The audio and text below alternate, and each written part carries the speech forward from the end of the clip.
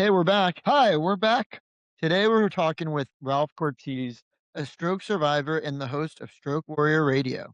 He created the show to give stroke survivors and their families a place to share their stories and feel less alone. After his stroke, Ralph didn't just focus on recovery, he focused on connection, on having honest conversations and about what life looks like when your words don't always come easy. This really hits home for us. My dad, Roger, knows firsthand how challenging it can be to find your words and express yourself. It's inspiring to see how people find their voice again after a stroke. Exactly. Today we dive into Ralph's stroke story, why he started Stroke Warrior Radio, and the ways sharing these stories both help him and the people listening. Hi Ralph, how you doing? I'm doing fabulous. How are you guys doing? Doing great. We're Yeah, doing great. we're doing good. Awesome. Yeah, definitely. So we just gave you a great introduction, so we're just going to get right into it. Cool. Let's go. Let's do it. So for people hearing you for the first time, who is Ralph Cortese before the stroke? Oh, wow. Let me see. Born and raised in Jersey, good old Italian American family. Oldest of six kids. So a lot of type A personality right from the beginning. Mhm. Yep. um, I was a contractor before my stroke. Um, I had done a couple other businesses too. I owned a temporary business, sold out, stuff like that. Mhm. Temporary employment business. Then I went back to contracting because I could see my work finished and Right. have pride in it. Uh-huh. Um, Hey, and I had a really nice contract. The week of my stroke, I had what I did three decks. I was remodeling a um, summer camp Wow. cabins. I Yeah. did three decks and two roofs that week. oh, Mhm. So wow. I And was fairly great shape and everything. I've always been an athlete. Got a bunch of kids Mhm. that's an athletics in itself, Absolutely. Yep. I you know. agree on that. Um, and luckily now I'm four grown adult kids with 11 grandchildren, Oh, wow. two Yeah. great grandchildren, Wow. three step grandchildren. So, it's been a pretty good life. Good for That you. sounds great. Yeah. Exactly. So, can you take us back to the day of your stroke and let us know exactly when it was, how many years ago it was? Yeah, it was October 23rd, 2015. Um, I just, like I said, I did three porches that week and two roofs. Um, I came home from work Friday night and was just kind of sitting there watching my news as I usually did with my iced tea and fell asleep. And when I woke up, I couldn't move my whole left side. I figured I worked too hard that week. Mhm. So I took some ibuprofen, went to bed. Um, had no idea I was having a stroke. Next morning, it was worse. Couldn't walk. I was crawling. I crawled to the kitchen, crawled to, Mm. those kind of things. Oh, wow. Yeah. Um, and called an ambulance. Okay. First ambulance came and said, "Do you want to go to the hospital?" And I said, "No, who the hell wants to go to the hospital? Do I have to?" What did And you he think said, what did you think was going on? "I thought I had hurt myself with the hard work that week, because I do have chronic back issues. Mhm. Um, so I figured maybe that was a numbness or a nerve Gotcha. pinch on that side." Uh-huh. The ambulance said, "You already had your stroke, so you don't have to go to the Oh, hospital." Yeah, I know, right? Yeah. I saw that face there, Roger. yeah. Um, yeah, You already um, had it. Oh, you're fine. Yeah. You're okay. yeah. Um, and a couple hours later, I finally Googled what was going on and called another ambulance. Those guys definitely got reprimanded, the first ambulance drivers, Uh-huh. but they drove me over to Scranton, Pennsylvania hospital, and they started calling code purple or whatever the hell they called for the Uh-huh. stroke, and I knew I was having a stroke at that point. Wow. Wow. But that was like a what? That was like Yeah, how many days was it between yeah. from when or how long was it Yeah. from when you first woke up feeling the symptoms to when you actually went in? The next day. Oh, so it was The the next next day. day, So so it full was 24 too hours. long for Yeah. me to That's get strong. any TPA, but it was about 16 hours Wow. Mhm. when I got to the hospital. But when you entered the hospital, would they initially diagnosed you with a stroke, and how long were you in there for? I was in a week. Um, they tried to get me to go to, inpatient therapy, Mhm, um, but my neurologist said I didn't have to. The attending physicians, which I was, ah, that was a frustrating experience with the uh, attending, and I couldn't go, because I lived alone and stuff like that. So, I went home after a week and started therapy, I guess about a week later. and and at this point, what were your symptoms? Did you have weakness, or did you have speech issues? I What didn't was have the lack? speech issues per se. I did have the, cognitive putting words and sentences together. Mhm, Um, I could talk fine, but it was like I just couldn't remember words and stuff like that. Right. The mhm, entire left side was, useless, pretty terrible, much. uh-huh, They got me on a wheelchair right away and then sent me home with a walker, which I Oh, managed. It was really hard, but I yeah. managed it. And yeah, I came home after a week, and my daughter had come out the Sunday after to in the hospital, and we decided at that point that I couldn't live by myself. Right. I lived on a beautiful cabin in the Poconos on a 356-acre lake. oh, It was Yeah. gorgeous, and she had the means and the space, so when I got home, I started to prepare to move to Colorado to live with okay, them. uh-huh, Okay. yeah. So, I'm assuming it was around that time in that moment when you realized that your life was gonna be changed for good going forward. Well, I think what hit me hardest and made me realize the most was as part of my moving, um, having to move to Colorado, I started to sell, I had yard sale. So I Mhm, started getting rid of a lot of stuff so I could move minimally. And most of the yard sale was all my contracting tools. mhm, Mhm. And that broke my heart because Yeah. I felt like I was selling myself, my Yeah. identity. mhm, Yeah. I can understand that. yeah, oh, yeah. So, that was probably one of the hardest moments originally emotionally. What were more of the tougher and harder moments physically? Oh, wow. Well, putting together the yard sale using a walker. Mhm, Luckily, I had a walker with the seat on it so I could carry stuff outside. It was just so awkward trying to do the simplest things, mhm, cooking, making my dinners, while I was still there. It took me a month to do what would have taken me 8 hours to set up for the right, yard sale. mhm, Well, I understand And that. that's when I knew everything's different. Yeah. mhm, yeah. So, was there a symptom or a loss that scared you the most at first? Yeah, I in 2001, I had ventricular tachycardia, and I saw the light in the tunnel. At that time, I was in the emergency room 9 times that year and in the hospital where I had catheter ablation 3 times. And I think what scared me the most right in the beginning was, um, I started doing research about stroke right after I got home, and I found that there were a high incidence of stroke within the first year.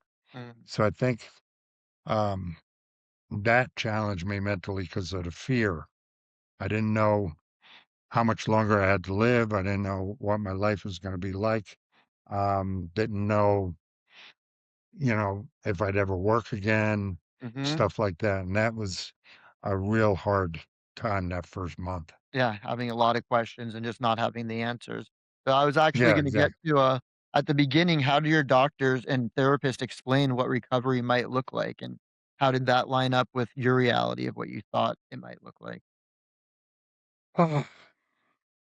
Well, a lot of it I don't honestly, a lot I don't remember because I was so angry about the first ambulance driver, I was angry at everybody after that. Yeah. Yeah, I can Um, understand that. Yeah. I didn't wanna listen. Luckily, my daughter helped me a great deal. Erin was fantastic. Mhm. Um, so I think, um, I don't know. It was tough in the beginning. I just didn't understand what was going on, and I really don't think I asked enough questions. Uh-huh. I know they did not give me enough information. Yeah. Absolutely. Yeah, no, You that's what know, I'm gathering, yeah. Mhm. yeah. Yeah, 'cause I mean, nobody told me it was going to be the hardest thing I'd ever have to do in my life. oh, for Nobody told me about the mental health issues that would come up. Mhm. I mean, I've been very honest about sitting in front of the bottle of Jack Daniels and my pain pills twice during Yeah. those first few years. Uh-huh. I had gained a lot of weight. So Uh-huh. yeah, it was a very mentally challenging for me, Yeah, the I'm sure, lack of and information. yeah, and I'm sure that didn't help with your confidence, not knowing how your future might look. They weren't giving you Yeah, enough exactly. information. Yeah. Luckily I did start with a therapy company in the Poconos. I was able to drive, not very well, but I did anyway. well, yeah, Um, you were able to because I drive lived by myself. you were able to What'd you drive say, right away? Roger? You were able to drive right away? Uh, Yeah, I is shouldn't have, but I did. yeah, Um, 'cause I lost yeah, because I it was, lost my license as soon as I had the stroke. In California, they have to report it to the DMV when there's a stroke. oh, So they wow. yeah, so they Mhm. take it right away. What while you're, in the hospital and you don't even know what's going on, they take away your license. Mhm. Oh, And then boy. Yeah, and yeah. then, Yeah. then you have to to get it back, you have to go through all the you have to take every one of the rating, the reading ones, the driving, every one of those things again. Mhm. So I didn't drive again for another 2.5 years. Mhm. Oh my God. I Yeah. actually drove out to Colorado for my move. Oh, Wow. wow. Yeah, Wow. that Good was for a you. tough trip. Yeah, I'm It sure. took me 4 days. The brain fatigue, I drive for 6 hours one day and 2 the next. I mean, it was hard. How It was long really af hard. how long after the stroke was the move and your drive? A month, Just a exactly a month. month, 'cause I got there on Thanksgiving. Uh-huh. Oh, okay. Okay, yeah. Yeah. So, a lot of stroke survivors talk about feeling invisible or misunderstood. Did you experience that? I think well, I look I let me put it this way, probably in the first month or so, but once I got out to Colorado Springs with my daughter and her family, Mhm. I had, 2 grandchildren at that her house, and those De Devin and Hayden Yeah. were fantastic. They didn't recognize that I was any less of a man for my physical disabilities, Mhm. um, so I don't think they helped me a lot Yeah. just by the unconditional love and Uh-huh. acceptance. Just being Um, around them. that was big for me. Um, otherwise, I don't remember much more than that in the early part. But you were able to talk to speak fairly well though at that point. Were the words coming Yeah, out? it The started. words were starting to come out correctly at that point? Yeah, it started to work better. One of the biggest things that helped me in the beginning with the cognitive remembering words and everything is my Y grandson wanted to cook, and I had written an Italian cookbook for my family, Oh, cool. and he wanted to learn how to cook. Uh-huh. So I would sit there and we'd go through my cookbook and teach him how to cook Italian recipes, and that helped my cognitive a lot, a Mhm. real lot. Yeah. Did it affect your reading as well? No, I don't remember that affecting my reading as much. Okay. Maybe a little bit understanding of remembering the Yeah. understanding of Uh-huh. definition of words, Maybe but, sometimes having to read something over again just to fully grasp it. yeah, I did a lot of that. Uh-huh. Yeah, I yeah. did a whole lot of that. And again, Devin was great. He'd read it. Mhm. When I'd get stuck, I'd say, "What does that say?" And he'd read it for me. I think he was, well, Yeah, he was like 9 years old. Oh, okay. And this kid, man, he just pushed the hell out of me, and it was That's awesome. awesome. Yeah. Oh, Yeah, yeah, because I couldn't I couldn't read and I couldn't, and I didn't realize that until tried to read, and all I saw were words. I didn't Just even know letters. just letters, Mhm. and I really couldn't put the letters together, so that's when it really scared me, was yeah. when I realized that, something's wrong here or something is not Yeah, gonna it's funny, not it correct. was like the punctuation marks that I'd miss. I'd read on a Yeah, whole sentence, going. and actually I read it like a whole paragraph, or a whole paragraph read like a whole sentence to me, Ah, Mhm. okay, but luckily that didn't last too long. I was pretty lucky there. yeah. That's great. So, I would say so when you were with your grandchildren and back with your daughter, was that the moment where you started to feel like yourself again? Yeah, at home, I felt like myself, because, again, I was able to cook. Um, I wasn't good at it, but whenever they were at work or and kids were in school, I would clean the house. Yeah. I'd wipe myself out for hours. Um, I'd do 2 hours of work cleaning as a return for let me stay there. Right. And, Yeah. Yeah. I I was understand. able to do some stuff. Mhm. It looked terrible, but I did it, Yeah, no, you know? you wanted to put in some effort and show that you're there Yeah, it and gave me some confidence. during those early days when you were feeling down, what kept you going?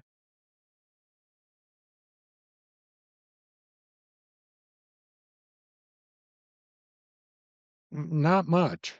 Yeah. It was family that kept me going, the kids, the grandkids that were there. Mhm. Um, it was I didn't have a lot of hope because again, I was told at some point somewhere, I don't remember where, that a lot of stroke patients die and have another stroke within so Right. many days or months That's or yeah. whatever. That always I was worried me. That always worried me too, that and to this day, I still worry that I'm gonna have another Oh, yeah. yeah. I can lay down at night and think, "Oh god, am I gonna wake up in the morning?" You know? I still go through it. But back then, it was pretty hard. Um, I remember that being the worst part of all of it. Mhm. Yeah. So, now let's go towards where we're kind of at these days. At what point did the idea for Stroke Warrior Radio come to you? It came about 7 years. Um, Again, was always angry about the lack of information.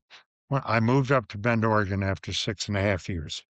Up here, I found Stroke Awareness Oregon, support groups, buddy system, um, and I was at a walkathon, wheelathon for Stroke Awareness Oregon, Mhm. and I was introduced to this guy, a friend of the founder of Stroke Awareness, Lene, and, he said, "That voice, you can put me to sleep." I said, "What? What do you mean? Is that Yeah. a compliment or what?" Right, He yeah. said, "No, no, no. It is a compliment, Mhm. you could be on the radio." Yeah. And, we were just chatting, and all of a sudden he says, "You know what? We always talk about what we didn't know. Mhm. So why don't we start a radio station? It's pretty easy with this software, this server company, whatever. Uh-huh. We can do interviews, we can do telethon type things, whatever." And that's where it all started, Oh, that's great. you know? So so you guys saw that the stroke, community was missing something like that.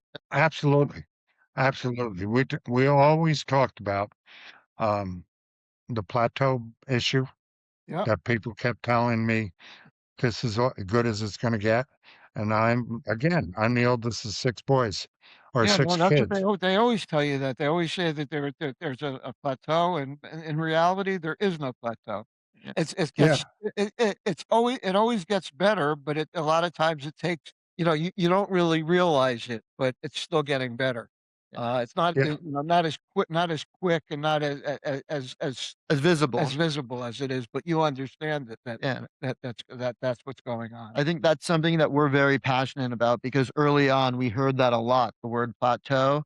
and we made it a very big point in our family and Yeah, pretty much everywhere that we can to express that there is no there is plateau. no plateau. Yeah, for sure. Yeah, and once I came up to Oregon, I started to realize a couple things. I found a neurophysical therapist instead of just a physical therapist. Mhm. They put me on a water treadmill, Oh, and wow. within 6 months, I was off my cane. Um, Cool. they put me on an AFO, ankle foot orthotic, for the first time. Nobody ever mentioned AFO for me in Uh-huh. all those years.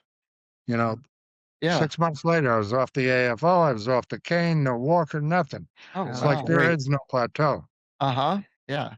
Yeah, exactly. So I mean, that's why we started the radio because I started it out of anger that Yeah. I don't want somebody else to go through what I had to go through. Mhm. Oh, yeah, yeah. You definitely, yeah, you definitely want to be part of making sure people understand what's happening. Is really what Yeah. the main point is. Mhm. Yeah. And once I started talking to other survivors too, I realized, a bunch of stuff. I mean, the 7 through 10. I met other stroke survivors that showed me that, the positive attitudes, um, the work ethic, which I had already, but the work ethic, the continuous consistency and um, repetitiveness started to make things better. And Yeah. I just felt like I had to tell people that, you Yeah. know, if another stroke survivor was me in those early days, I wish I would have known that, you know. So Mhm. why Oh, yeah. can't I tell them? Yeah. Yeah. No, that's exactly that's the reason that we're doing this is so that people can understand Yeah. that that You're not alone, you're not number alone. 1. Y- Yeah, and number 2, that you can share your story and people can relate to you. Yeah, yeah. And that I and mean, that not we're not, everybody has the answers, but as long as you keep asking the questions, we're here to do our best. That's all you but gotta do. those other people gave me motivation to get better too. So, I Exactly. mean, Yeah. Yeah, I was gonna say, how did it feel to put your voice out there publicly for the first time? scary. Yeah. It was kind of scary because I didn't want to give wrong information. Right. But Mhm. as I started to go more and more, I realized there was no wrong information. Good. Everybody's recovery was different, but the underlying difficulties are still there. Right. They're Exactly, the this is same. your story. Mhm. I mean, I think um, I was scared too because I I didn't want to screw up with the words and stuff like that. Yeah. Um, so I think the what my voice was worried about giving misinformation, but again, it turned out that it wasn't misinformation. It was just people sharing what worked for them Right. with others that maybe it'll work for them. Yeah. Yeah. Because everybody's different. Everybody's different. That's the problem. Yeah, Yeah. yeah. But the underlying desire to get better, find a normal again, is still in everybody. Mhm. And I just felt like that was something I had to put out there, and my voice, the more I did it, the more confidence I got. Now I'm just cocky as hell about it because I've done it so And I long. love Which is it. fine. Yeah, exactly. Yeah. So, no, that's what I was gonna ask you next was how has hosting the show changed your own recovery and your outlook? Oh, it's changed greatly. I mean, I've said before, it's the most difficult thing I've ever done in my life, but it has become the most rewarding. And it's because of Stroke Warrior Radio. It's because of Stroke Awareness Oregon. It's because of my friendship with other stroke survivors, TBI survivors, and now it's even MS people. Yeah. So I've got some great friendships. I'm very positive. I've learned patience. I've lost my temper. I lost my level of temper. Yeah. No, I I don't, still have my temper. I mean, yeah.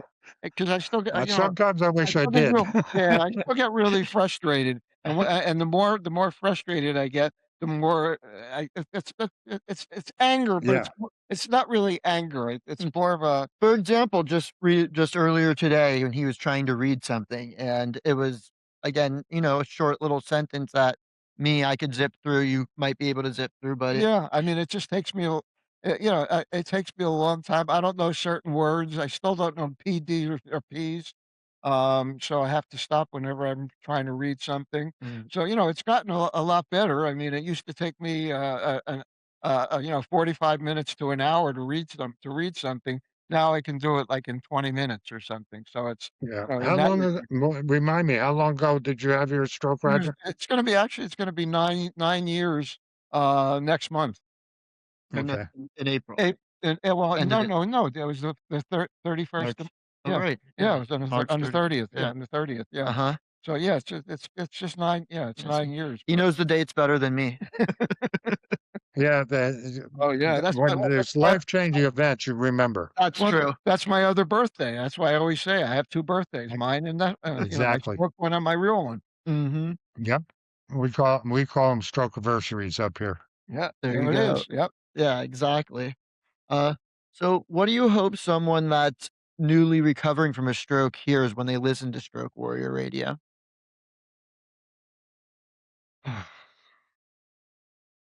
The doctors, the therapist in the beginning l took away my hope. I want new stroke survivors to know that there is hope, that, um, if you work at it, if you, um, don't give up, if you're consistent, if you're repetitive, um, it can get better. I think the biggest thing that, um, I think the biggest thing Stroke Warrior Radio is trying to do is to give that hope back, to educate a little bit, Mhm, to motivate a little bit, and maybe teach people that it's a choice to be a stroke survivor or a stroke warrior. Right. And the stroke warrior is somebody that does not give up, that is going to fight for themselves, fight for their family, because let's face it, stroke is a family affair, mhm, Oh, for So sure. I mean, you've got to fight for your family as well. So, and I think one of the things that I'm enjoying most about what Stroke Radio has done is the communication it creates. mhm, People are starting to talk to each other and say, "What do I need? What do I want?" exactly. Those are two Those are very 2 yeah, separate things. yeah, those are 2 great words. Yeah, Mhm, need and want. yeah, Yeah. Uh-huh, And once you start doing that, you become a warrior, yeah, you know, uh, as a care partner or as a survivor. So I mhm. just think that's what the radio is doing. It's opened up communication levels, and it's also opened up motivational spaces. yeah, no, I see both of those, yeah. I mean, in all types of, from stroke podcast, stroke radio, to some of the stroke survivor, Facebook groups I see that that same meaning, that same cause coming from all of them, like you're Yeah, describing. That same commu restoration of hope. that same community and same sign of hope. Exactly. Yeah, I've I was gonna say amazes me. you just can't really give up. I mean, that's what your whole thing is, Yeah, and that's your that's what ours message. is, and that's the message that's our Mhm, message, is that you just Yeah, can't give up. and one of the best things I'm finding too is the stroke community, TBI community, whatever. All of us in recovery, we are the most open people I have ever met. We're open and honest about our recovery, even the bad stuff. We'll tell people about the bad stuff so maybe they can give us a suggestion to get over it. But the stroke community is one of the most loving and open communities I've ever been involved in. mhm, And I think that's a positive thing for all of us. And the future awareness of people not getting or recognizing that they're having a stroke. Oh, exactly. yeah. Yeah, I think that's something that we're definitely passionate about, and we would love to be able to spread the word about and all the symptoms and signs for people to look out Absolutely. for. Yeah. Yeah. If you could sit across from yourself in the hospital right now after your stroke, what would you say now? Shut up and listen. Yeah, but Then it's and yeah, you want it but you want it to be the people giving you the right answers. That's the like you were saying when Exactly. you were there, I don't understand how the hospital didn't give you the right answers. That really bothers me. Mhm. That yeah. people yeah, I think part of it, too, that I would say to myself is, um, you didn't lose your intellect. You number may 1. Yep. you may be physically or cognitively deficited, but you did not lose your intellect. I mean, Yeah. I wish I would have gotten through or over the anger, I guess, so that I was open, so that I could have communicated better, asked more questions. Uh-huh. Because let's face it, a doctor in a hospital, he's already saved your life. He's going on to save somebody else's. Yeah. So he Uh-huh. doesn't care what you know or don't know, he or she. Right. So you've got the advocacy. It takes a while to learn the advocacy. You've Mhm. got to ask the only dumb question the only dumb question there is the one you don't Yeah. ask. Yeah. Uh-huh. So I started asking dumb questions after a few years, and it started to get better. Yeah. You know, Mhm. I'd learn. I did go out and interview my therapist. Go and visit the therapy sites Yeah. to see if it would fit my needs. Right. So there's there's a I don't know a lack of we have a cognitive decline in the beginning in the hospital. So you don't think about I have to advocate for myself. Your partner doesn't think about your care partner doesn't think about it because they're so damn scared. So I mean, there's some point in there that somebody's got to say, wait a minute, this is what we've got to do. It Yeah. may be wrong, but we're going to find out the right way. Right. Mhm. Yeah, no, I always I had all my family was really there for me. That was my biggest thing. Mhm. You Yeah. didn't have a lot of family around when this happened to you. Initially. Yeah, Yeah. No, I initially. did for about 6 months once I moved to Colorado, but Yeah, then no, they I'm moved saying to in the Arizona. In beginning. that No, first month, yeah, I'm though. saying the first month and when you were in the hospital, I mean that everything was on yourself. I mean, I don't know how I would have survived if I'd had to do it myself because I couldn't talk and I didn't know what was going on. So, that to me was the biggest part for me was having my whole family was able to do the ask the questions and get the answers, but they kept asking more and more questions. So that I often say, and it's not completely true, I'm jealous of people that have wives or care partners there the whole time. I yeah, mean, my daughters and son were great, I'm sure. Yeah. phone calls and everything. In the beginning, when during those first months, I was by myself. yeah, But once I got to Colorado, it was awesome. My family was fabulous. Yeah, and being around your grandchildren, yeah, like you said, that just Oh picks you up. God, Yeah. God's gift for getting old. exactly. Mhm. Yeah. Um, so for people who are listening who might feel alone in this, where can they find you and your show, and what do you hope they feel after listening? Oh well, they can find me in a couple places. Number one, my website is strokewarriorradio.com. There is a button there right on the front page. Listen here. It's an internet cloud-based radio station that's 5 days a week, 24 hours. The AM shows and PM shows are for international. I play 12 hours and then 12 hours of the same shows for international listeners because we're listened to in 60 countries. Awesome. You can go into YouTube and look for Stroke Warrior Radio and view full shows or shorts or whatever. We've had over 100,000 people looking at those. Amazing. Plus, I'm on, let me see, Facebook, Instagram, and LinkedIn. Yeah. So there's shorts on there and descriptions and show sharing. So those And are the we'll three and we'll be places, and sharing your link. everything Yeah. Stroke Warrior Radio. Yeah, we'll be sharing your link as well in our bio. Awesome. Yeah. All right, Ralph. Well, thank you so much for being here with us today. We really appreciate it. Yes, we really, really do. This was very yeah, this was good. Uh-huh. Well, thank you guys. I really appreciate it too. I look forward to working with you some more. Oh, yeah, we'll definitely have some collabs coming up. Sounds great.